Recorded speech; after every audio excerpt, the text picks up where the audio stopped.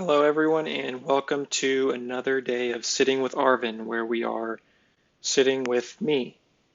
Um, Today, I wanted to talk about a couple of things, two things. I wanted to talk about how the practices that I started last week, which included a gratitude list as well as waking up deliberately, how those things have affected me over the week.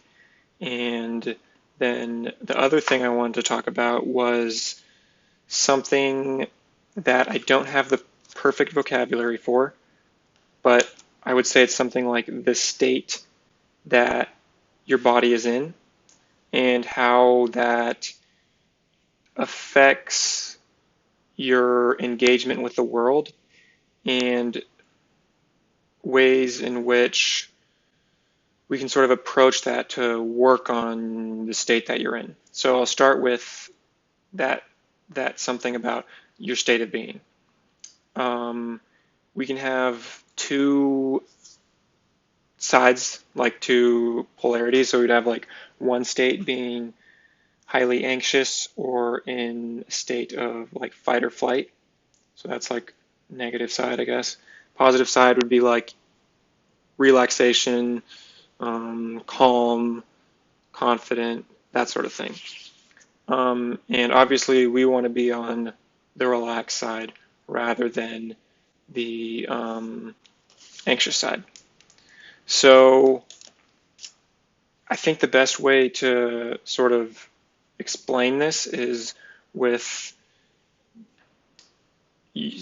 something called your autonomic, no, sorry, not autonomic nervous system, your ventral vagal nerve or your vagal nerve, which is something that connects from like the back of your brain stem to all of the organs that it affects. So let's say you see something that scares you, your sensory perceptions like pull that in. It's like, oh, it's a warning.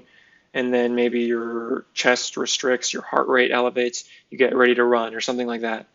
Um, However, although that's like obviously evolutionarily very important, if you're stuck in that state of like aggressiveness, anxiety, or like looking around for danger, that is what your mind is like trying to look for. So what you see outside can become a reflection of your internal state. So if you keep seeing that everyone is kind of like maybe being unkind, ripping you off, or something like that, first off, I just want to say it could be true, but it's also quite likely that it's a reflection of your state. So it's very important to watch that and do the best that you can to control your state and bring it into a calm place. Unfortunately, this vagal nerve and all the organs that it controls or is connected to, I don't have like a very firm scientific understanding. I just sort of understand it.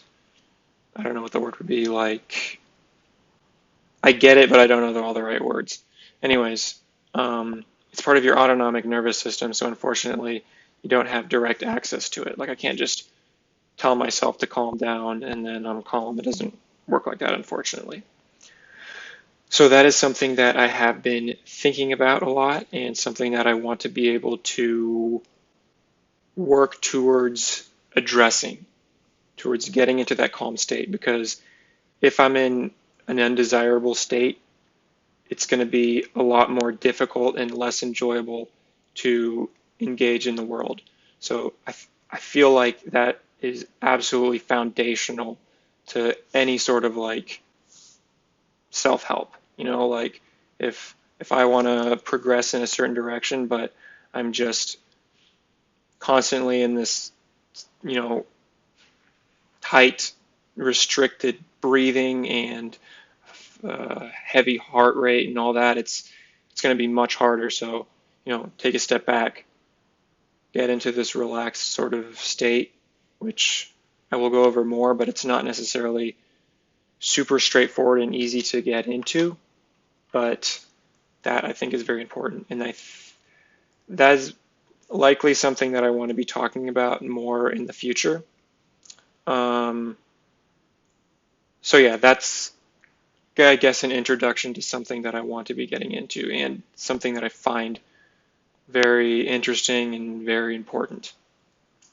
Um, the other thing that I wanted to talk about was how I found those two things that I have been working on the past week, how they have helped me, and then maybe I can think of something to add to that list also.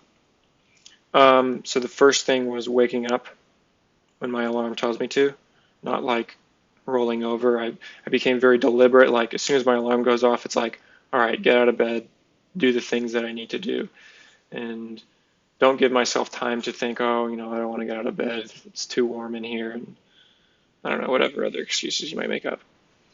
And the second thing was the gratitude list. I think both of those things have definitely helped me. It's been a decently good week. It's hard to obviously gauge exactly how or in what way those things affected me because there's so many variables that could be affecting how this week went, and I'm not consciously aware of them all, of course. But particularly that gratitude list I found was like really helpful. Um, I've been doing it for a while, but I started doing it as a recommendation from someone, and I did it with this sort of like grimness, like, okay, fine, I'll like write some things that I'm grateful for. But like, I mean, not that I wasn't grateful for those things, but I didn't really feel into them. I just did it to like check it off a list. But this week I was able to just, for whatever reason, really feel those things that I was thankful for and really be more thankful for them. So you can say something and then you can, I guess, have a feeling behind what you're saying. So obviously, if I can say things that are not true and I can use words that are not in alignment with really how I'm feeling. And I mean, a lot of people do that, self included, but it kind of creates this inconsistency and like disconnectedness. But as this week, as I was like listing the things that I was grateful and thankful for, I was really able to feel into that and be grateful for those things. And that was awesome. So I'd highly recommend that. Um, yeah, it helped me, I think, to just subconsciously, maybe because it was before bed and I was able to sleep on it, just be more grateful and content, you know. So that was awesome. I would recommend it. This next week, something that I want to try and practice is having a quick workout wake up routine.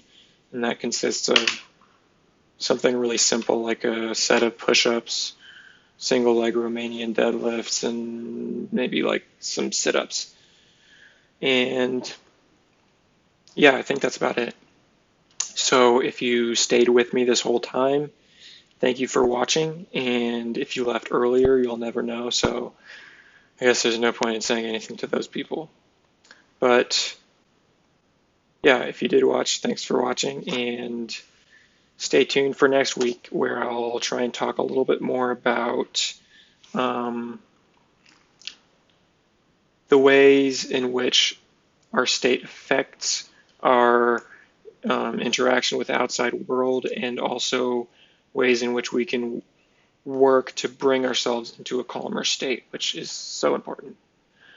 And that's it. Thank you. Have a good one.